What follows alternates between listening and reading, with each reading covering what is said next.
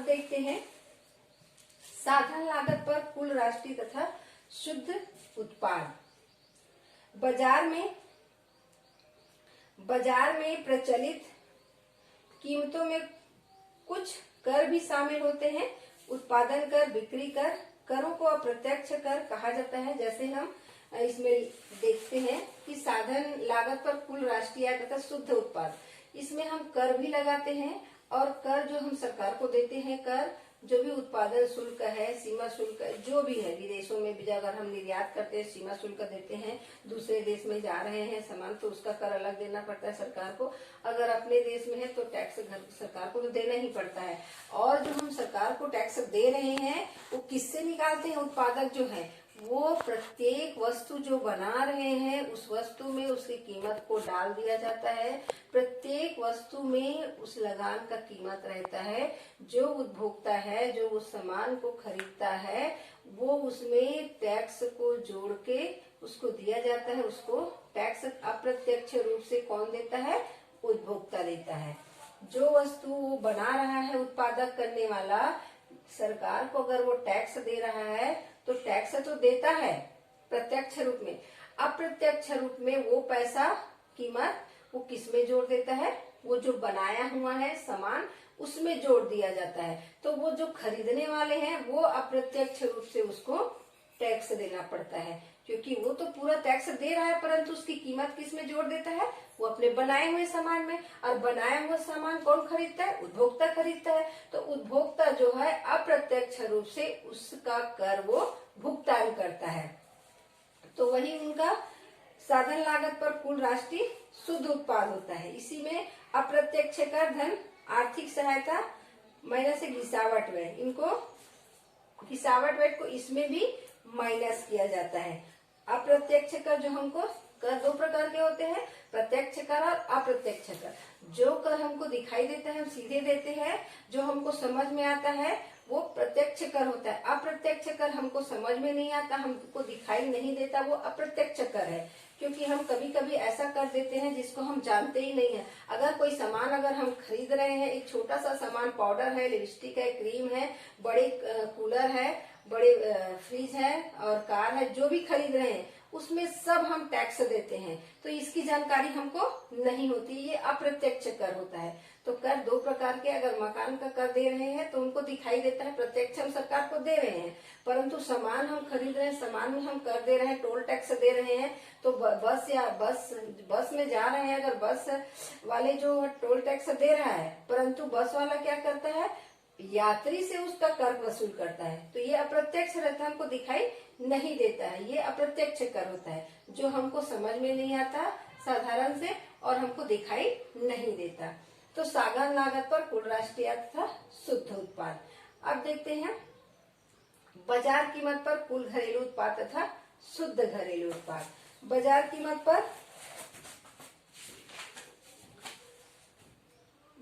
कीमत पर कुल घरेलू उत्पाद से तात्पर्य किसी देश की घरेलू सीमा से एक देश वर्ष में उत्पादित अंतिम वस्तुओं एवं सेवाओं का कुल मूल्य होता है। इसकी गणना करने में उत्पादित वस्तुओं की मात्रा को उनकी कीमतों से गुणा की जाती है।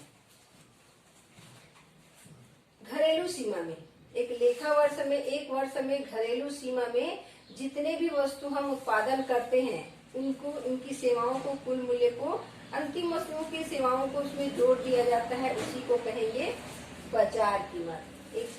एक लेखा वर्ष में, एक वर्ष में जो हम जिस साल की अगर गणना कर रहे हैं उस समय जितने भी अपने देश में बनाए हुए सामान है उसको उसकी कीमत बाजार में जो कीमत चल रही है उस कीमत से जोड़ दिया जाता है। बाजार कीमत का शुद्ध उत्पादन, शुद्ध घरेलू उत्पादन मूल्य को बाजार में प्रचलित कीमतों के आधार पर मापा जा सकता है। तो इसे माप को बाजार कीमत की शुद्ध घरेलू उत्पाद कहते हैं। जो भी वस्तु बनाए हैं और जो भी बाजार में चलन है उसके साथ जोड़ दिया जाता है।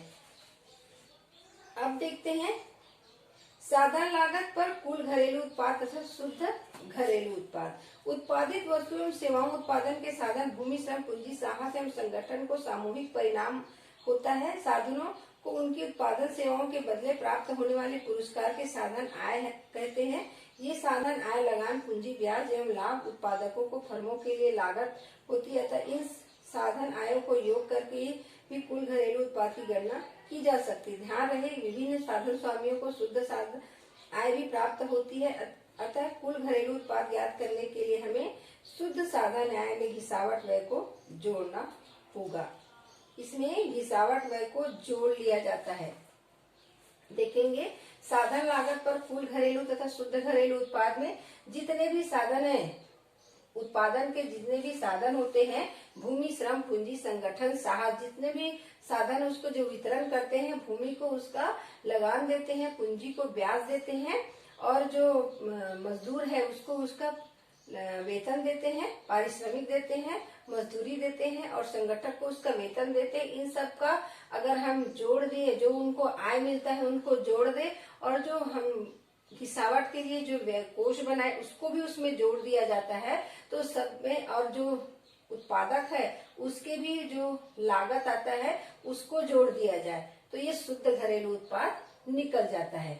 तो इसमें हम जितने भी साधन है, भूमि, श्रम, पूंजी, संगठन एवं साहस, जितने भी उसमें आय प्राप्त होता है, उसके बाद घिसावट व्यय, सबको जोड़ने के बाद साधन लागत पर कुल घरेलू शुद्ध घरेलू उत्पाद ज्ञात हो जाता है। अब देखते हैं साधन लागत पर शुद्ध घरेलू उत्पाद में एक देश में एक लेखा वर्ष में उत्पादन के विभिन्न साधनों का देश के घरेलू सीमा के अंतर्गत जो कुल आय प्राप्त होती है उसे ही साधन लागत तथा कुल घरेलू उत्पाद कहा जाता है। उत्पादन के साधनों में यह आय ब्याज, लाभ, वेतन, किराया, स्वनियोजित एवं मिश्रित आय के रूप में प्राप्त होती है। अब देखते हैं विदेशों से प्राप्त शुद्ध साधन आय। यह वस्तुओं एवं सेवाओं के निर्यात में आयात के मूल्य का अंतर होती है। यदि अंतर धनात्मक हो तो इसे सकल घरेलू उत्पाद में जमा कर दिया जाता है, और यदि ऋणात्मक हो तो सकल घरेलू उत्पाद से घटा दिया जाता है।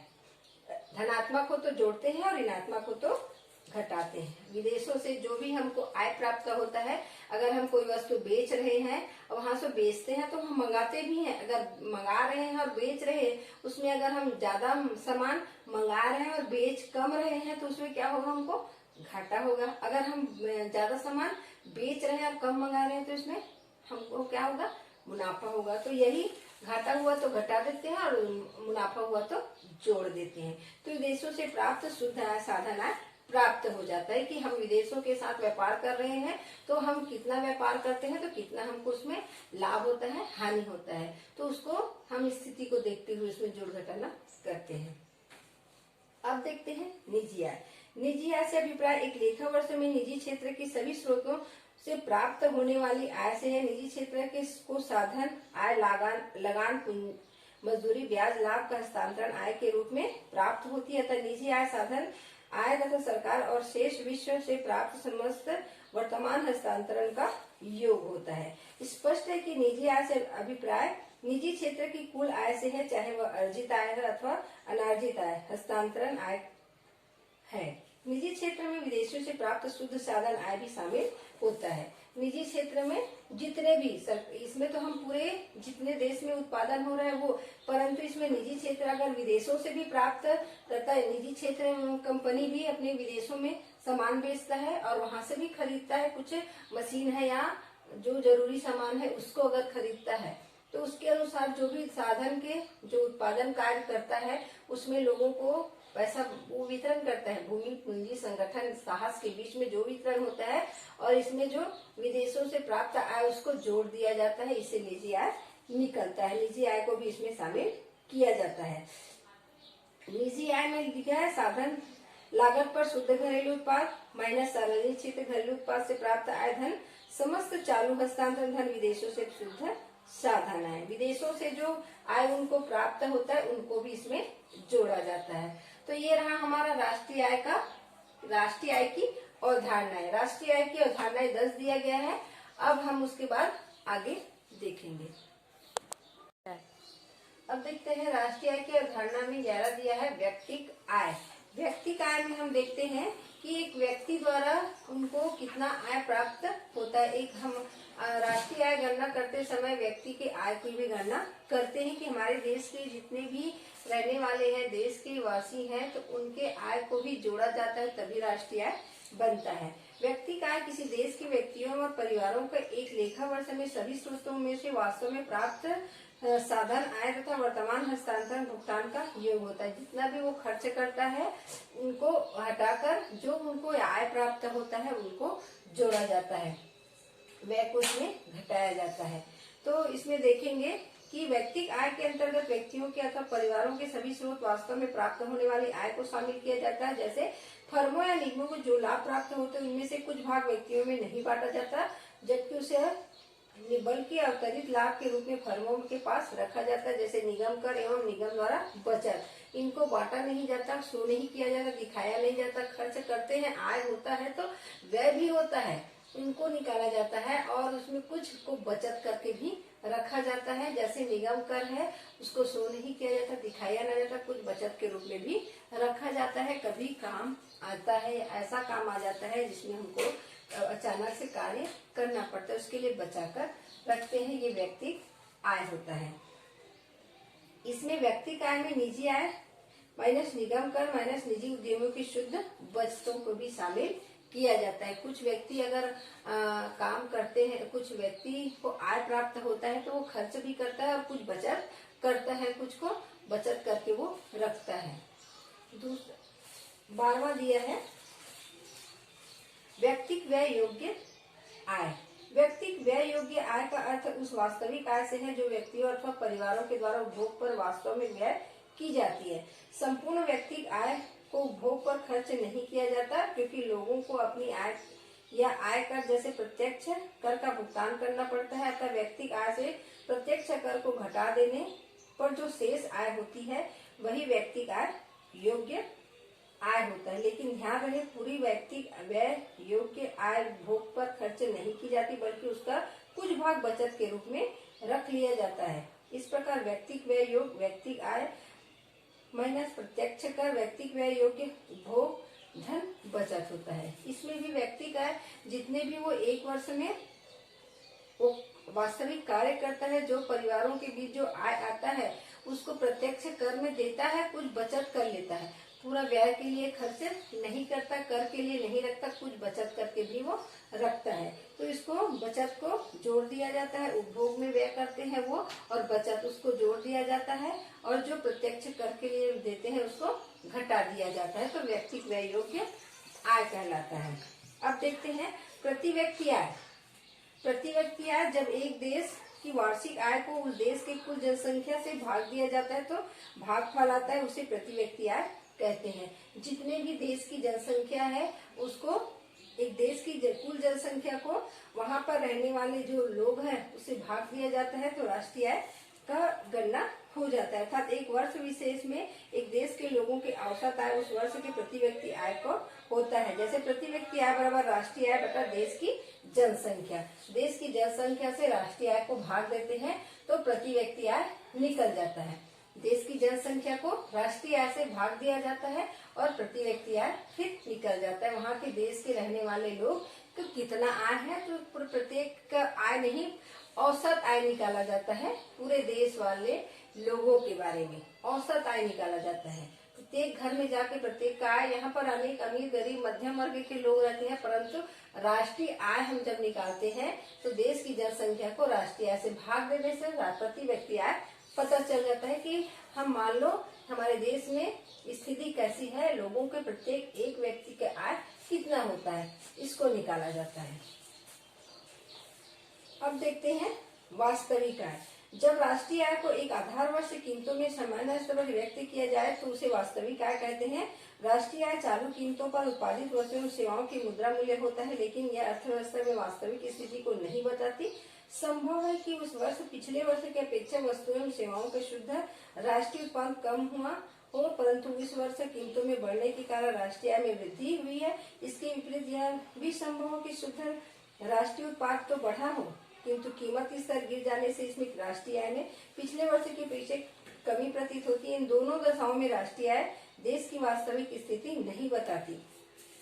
तो इसमें कहा गया है वास्तविक आय में कि जो हम देश में वास्तविक आय एक आधार वर्ष मान लेते हैं, जिस वर्ष में सामान्य स्थिति रहता है उसको 100 को आधार वर्ष मानते हैं और उसी के अनुसार जैसे कभी कभी ऐसा होता है कि हम उत्पादन तो अच्छा हुआ है परंतु उस वर्ष कीमत अच्छा नहीं मिला तो हमारा आय जो है कम हो जाता है। और कभी कभी उत्पादन अच्छा नहीं हुआ और कीमत बढ़ जाता है तो उसमें आय अच्छा हो जाता है।